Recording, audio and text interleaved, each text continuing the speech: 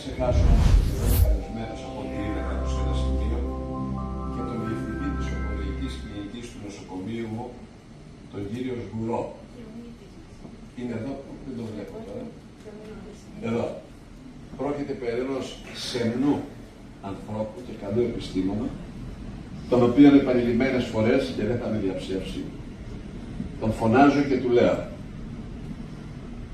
να είστε ευπρεπείς και ευγενείς προς τους συγγενείς των καρκινοπαθών, αλλά και στους ίδιους τους καρκινοπαθείς.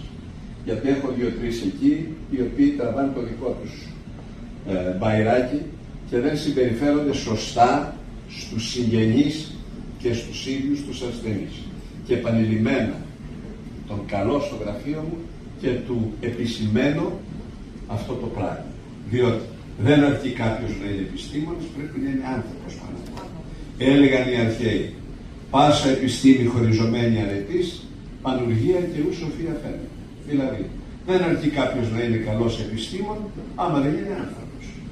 Και άνθρωπος λοιπόν είναι αυτός ο οποίος σκύβει στο πρόβλημα ιδιαίτερα των καρκινοπαθών. Γι' αυτό λέω πάντα και εύχομαι οι άνθρωποι να είναι υγιείς σωματικά αλλά και ψυχικά, και ιδιαίτερα οι γιατροί, διότι η ψυχική υγεία είναι εκείνη η οποία μας κάνει να φερόμαστε παρόμοια στους συνανθρώπους μας.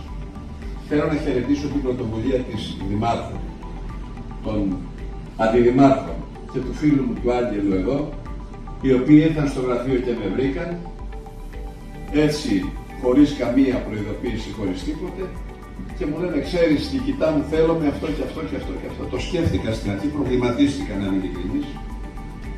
Πέρασαν πολλές μέρες, πολύ καιρός θα έλεγα, δεν απάντησα αμέσως, προβληματίστηκα.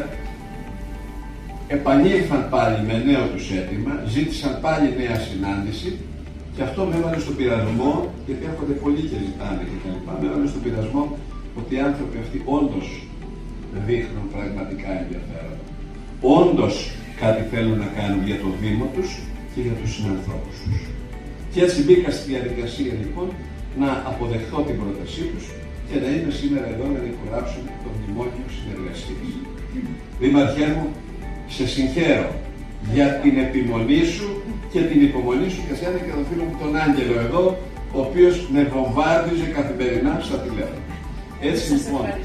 Έτσι λοιπόν και εγώ αποφάσισα να υλοποιηθεί η παρουσία του φίλου μου του Υπουργού, έτσι, του Μάριου, αποφάσισα να υλοποιηθεί, γιατί μίλησα και με τον Μάριο και μου είπε: ναι, Θόδωρε, αξίζει να το κάνεις για αυτούς τους ανθρώπους.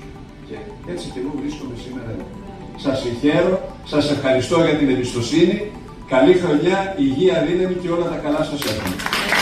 Βλέπετε, δεν τήρησα πρωτόκολλα, δηλαδή τα χωρίατικα και τα καταλαβαίνω.